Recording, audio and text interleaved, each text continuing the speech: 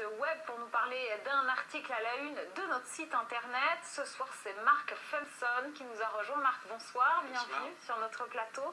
Alors, vous venez nous parler d'une exposition qui devait avoir lieu à l'UNESCO et qui a été interdite, annulée à la dernière minute.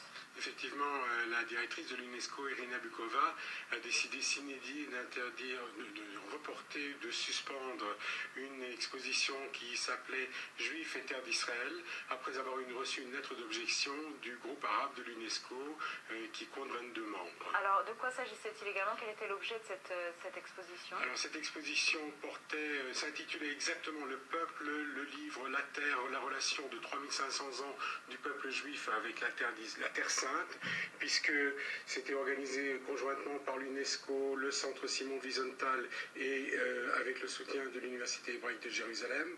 Le centre Wiesenthal avait déjà fait une première concession en acceptant que le terme terre d'Israël soit remplacé par le terme terre sainte.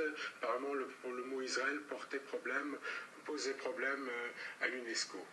Quels sont les arguments qui ont été donnés par ce groupe arabe pour obtenir le report de cette exposition? Quels sont les arguments donnés par l'UNESCO? Alors, le groupe arabe, lui, a prétexté que ce thème était un peu trop sensible actuellement et qu'il pourrait nuire au pourparlers de paix entre Israéliens et Palestiniens qui se déroule actuellement. L'UNESCO, sur son site, a